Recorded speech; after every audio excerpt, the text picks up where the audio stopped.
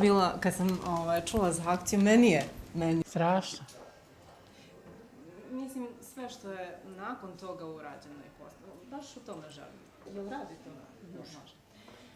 Kao prvo zadovoljstvo nam je zaista što možemo ovde da vas pozdravimo u Čigoti i mi ovako kao novinari volimo kad se neke stvari koje nisu svakidašnje dešavaju, a to je i ovaj potez Olimpijskog saveza Srbije sa ovom akcijom Olimpijsko srce. Kako vama prija što se Savez setio starih olimpijaca, odnosno onih koji su probijali prvi led na svim frontovima sportskim? Eto, probijali led. Mi smo bili amateri, baš bukvalno amateri. Bosa sam trenirala u početku na šljaci. Možete i da zamislite to? Ne. A patike mi je kupio trener moj prve. Tako da smo mi ona socijala prava bila, treninzi 3 put dnevno, škola, kuća, odnosno internat. Jer sam ja bila već u internatu u srednjoj školi kad sam počela da se bavim rukometom. I na kraju tog srednjoškolskog perioda ide svetsko prvenstvo, znači posle 4 godine, gde osvajamo srebrnu medalju u Nemačkoj. I to je ta medalja koja je omogućila ovaj susret s vama. Rekla bih da su te 60. godine za rukometašice... Bile su jako dobre, da. Prethodna generacija Nataša osvojila bronzu, pa smo mi 65. osvojili srebro, pa smo trebali 68. da osvojimo zlato u Pragu, ali Rusi uđu tenkovima u Prag, mesec dana pred nastup i odustane se od svetskog prvenstva. To nam je jako žao celoj generaciji, jer bi već tada bili prvaci sveta. Posle tog 65. svetskog, mi smo bili najbolji na svim turnirima, gde god smo se pojavljivali, bili smo izuzetni. Sad, ta zlatna medalja dolazi 72. u Beogradu. Sa sledećom generacijom, naravno bez nas. To je jedan žal, onako, moje generacije. Recite mi, u to vreme, eto, pomenuli ste kako ste prve patike ko vam je kupio, kako je bilo. A kako uopšte bilo, evo ja znam da je ženski fudbal dugo vremena trebalo nekako, čini mi se, da bude prihvaćen. Kako je tad bilo ženska ekipa rukometa? Pa nisam uopšte imala osjećaj da je bilo kakav problem vezano za sport, ženski sport rukomet, ne. To je bilo normalno kao i u Ruški. Nikakve razlike nije bilo. Čak smo paralelno mi pravili rezultate. Jer recimo, mi smo 65. osvojili srebro, a 72. rukomet prvi put dolazi na olimpijske igre u Minhen, naši zlatni. Razumete? Znači, bili smo baš kvalitetni i muški i ženski.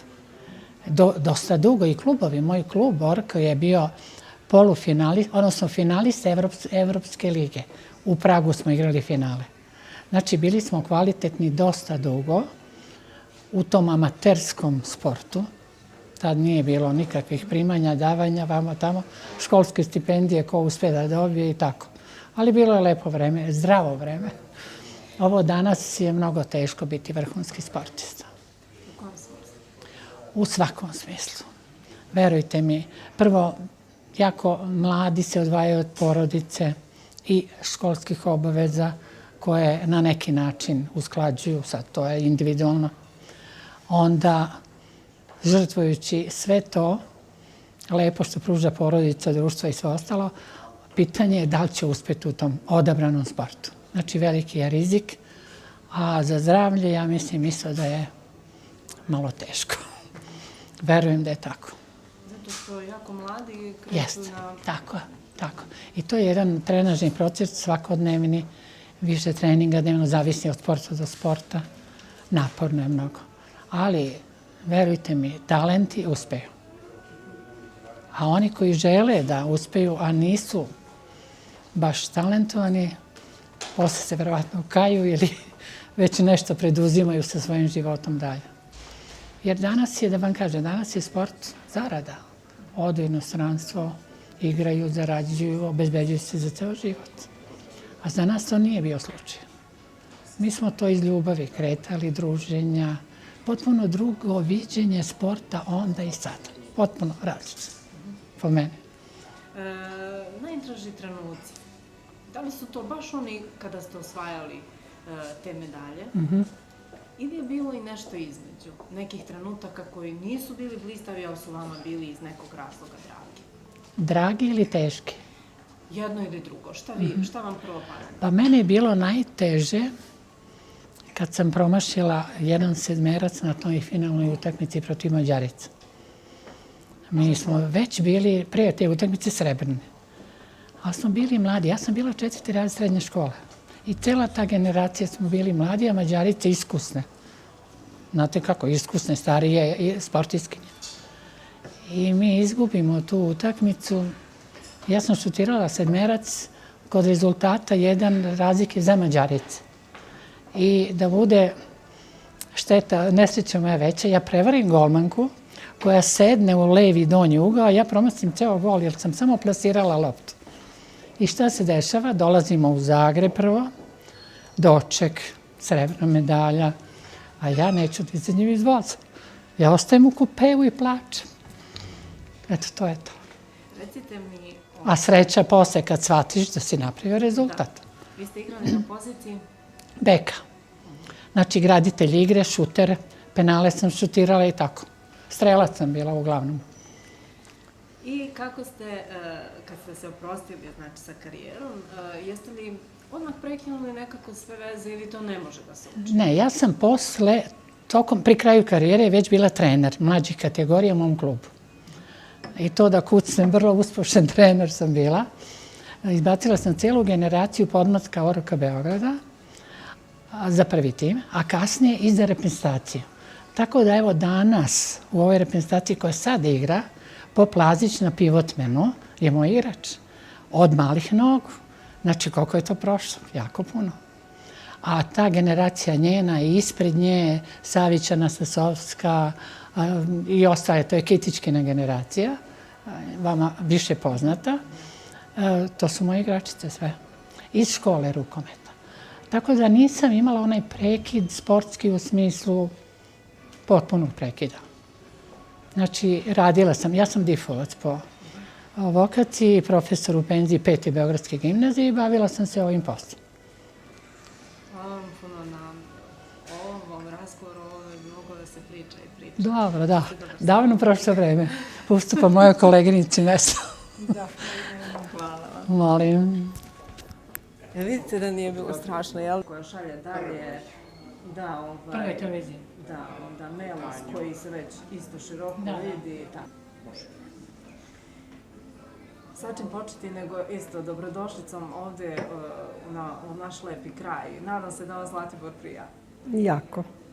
Šta je ono što je lepo ovde, što vama kao sportisti na kraju zapažate? Pa nisam prvi put na Zlatiboru.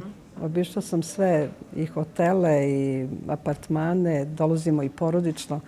Ali ja i moja koleginica smo ovde sada prepešačile sve što je moglo da se prepešači, a nekada kad smo bili na priprema mi smo to trčali. Tu su bile više puta pripreme i naravno jutarnji onaj footing je pretrčite neko brdo. Znači, i tada ste dolazili na pripreme na Zlatibor? Dolazilo se i ranije na pripreme na Zlatibor. Ali nas od tada do sada u našoj šetnji mi smo primetili jedan napredak u zelenilu i u tim baštama i u parkovima koji se toliko održavaju i u čistoći Zlatibora. Videli smo ženu koja ispred svoje kuće čisti pa čak i put. Sve je čisto, nema uopšte otpada, sem možda mala primjedba na centar. To baš i tako ne prija. Govorimo naravno o sportu. Ja bih rekla da moja generacija još pamti neke dobre stvari, ali mlađima je ono što pokažu dokumentarni filmovi i fotografije. Na fotografijama uvek su to mladi, pravi, zategnuti, zdravi, nenabildovani sportisti i sa nekim osmehom. I mislim da se mnogo ljubavi primećuje na svim tim fotografijama, a ne primećuje se muka koja možda stoji tu ispod površine, kao što je rekla gospođa Jasić, kako ste trenirali, gde ste trenirali, kako ste se za opremu snalazili. U suštini, kad poredite vreme sada, pošto verujem da pratite i dalje sport, i vreme u kojem ste aktivno igrale, šta je ono što biste rekli da je bolje bilo tada? Pa sad ne znam kako je ovoj generaciji koja se profesionalno bavi. Ja mislim da je njoj možda malo teže nego nama. Mi smo više iz ljubavi i nekog entuzijazma igrali, a ovde se više možda planira već. Mi do 27. ili 28. godine nismo mogli da izlazimo napolje. Nije se ne izlazilo. Nisu se potpisivali uopšte profesionalni ugovori. Tek posle olimpijade, kad su muškarci osvojili zlato, 72. počele su i ženske da potpisuju profesionalne ugovore i da odlaze Hypo banka, ne znam, Nemačka. Danas se sve gradi na tome. Svaki talent kad pogledate u bilo kom sportu, prvo razmišljate da ga iskoristite ovde, a posle klub ili reprezentacija ili sve to planira da on se proda. Pogledajte u svakoj reprezentaciji koliko imate profesionalaca po svetu. Po svetu, ne samo po Evropi. Što je onda tada bilo u suštini najteže vama? Pa ja sam studirala 4 godine i živela u studentskom gradu i bilo mi je najteže da sastavim stipendiju da mi bude od prvog do prvog. Nije bilo profesionalizma, nismo imali neke nagrade i bilo je jako teško. Ja sam imala od banke stipendiju, bilo mi je jako teško da preživim. A kako onda za opremu? Kako ste se snalazili? Pa, što je Mira rekla, ja sam počela u Pančevu, u tekstilcu i isto sam igrala bosa. Bila je crna šljaka, čini mi se od staklare. Imala je sitne opiljke stakla. Ja sam imala velike plikove, to je operisano i dan danas mi je teško tu gde je taban. A kad sam dobila patike, stavila sam ih kod klupe i opet ušla bosa. To je jedna navika. Bilo je sve teško, znate. Nije bilo profesionalizma. Klubovi su bili isto relativno podržavani od opštine ili od grada u kome su ili od nekog velikog industrijskog kompleksa, ali nije se živelo na profesionalnoj bazi. Nije. Ni igrači, ni klubovi. Prvi moja poseta Mađarskoj bila je u ovome vozu koji je imao drvene klupe i sendvičima koje smo imali za užinu dok nismo došli. Da li su, eto, pomenuli se tada u Mađarsku, kako se u inostranstvu u stvari, koliko su oni bili uznapredovani? Pa znate šta, onaj sever gore, Skandinavija, kad dođu, to je sve mislite kako su oni ispod vas. Mi se čuvamo da se ne sunčamo, da se ne kupamo, da zadržimo. One su se i sunčale i kupale i pevale i provodile se i sve to i mi izgubimo od njih. Znate? Znači, taj njihov profesionalizam je potpuno zasnovan na nekom drugom načinu na koji smo mi tada radili i trenirali. Najdraže medalje? Pa meni je ta 65. jer sam imala 20 godina i prvo svetsko prvenstvo i Nemačka i sve mi je bilo naravno Bilo mi je teško što nismo bile prve, a mogli smo, kao što ste videli, vrlo lako da budemo prve, da je Mira Jasić postigla taj gol, sve bi bilo možda drugačije. Ali ja sam tada postala ono što se kaže zauvek odana mom rukometu i mislim da je sport nešto najlepše što mi se desilo. Pored dece. Posle to je kasnije, ali mislim sport u mladosti je nešto mnogo lepo i u ono vreme i u sve nemaštine i u nemanja opet je bilo jako lepo. Naporno i lepo. Osvajaš se i u Holandiji, je li tako? I u Holandiji 71.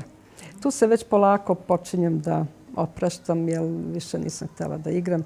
Imala sam teške povrede levo kolena, 2 operacije meniskosa, ligamenata na desnom, sad me boli i kolena, zato sam ovde isto.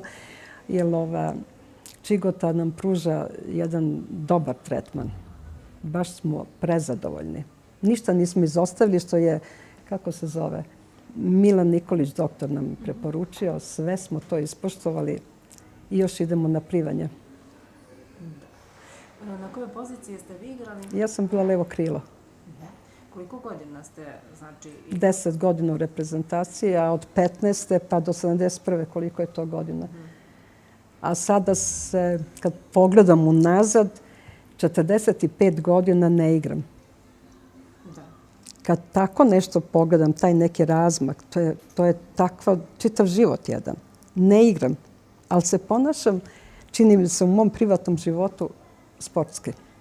Znači, uvek moram, ako je i ručak, da skuvam najbolji ručak, ako je unuče, da ga vaspitam, da ga najbolje vaspitam, ako idem na pijac, da to bude sve u nekom tempu i sve hoću da pobedim. U svakom poslu bih htela da pobedim.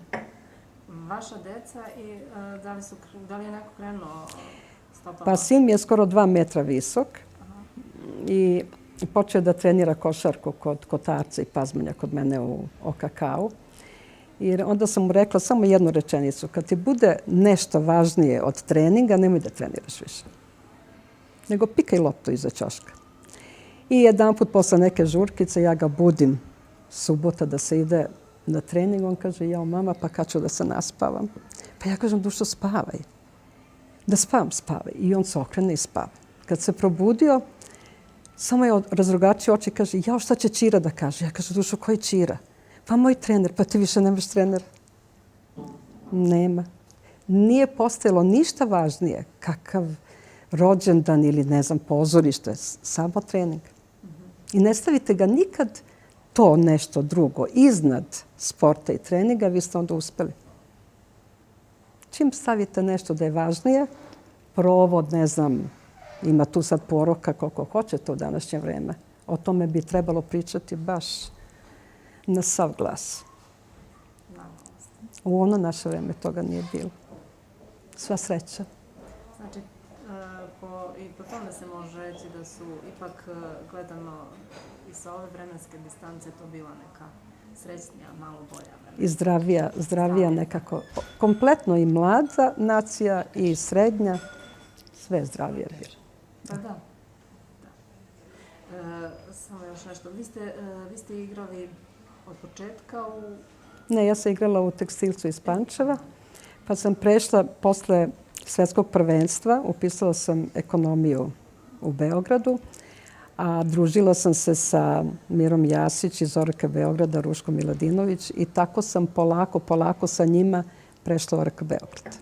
I ostala sam u Studentskom gradu 4 godine i 4 godine sam bila ORK Beograd i posle toga sam ostala za stalno.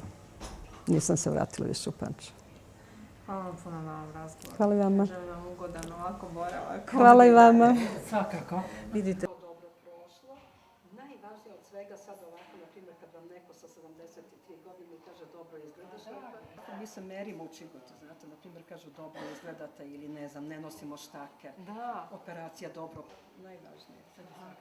Dobro, to je. Pa u suštini ne kaže se na koja moraš da ide, da šta ja znam, postigneš, ne znam, kakve rezultate u poslu koji ti nije siguran, koji, mislim, u stvari, napraviti jednu dobru, zdravu porodicu i to danas da opstane.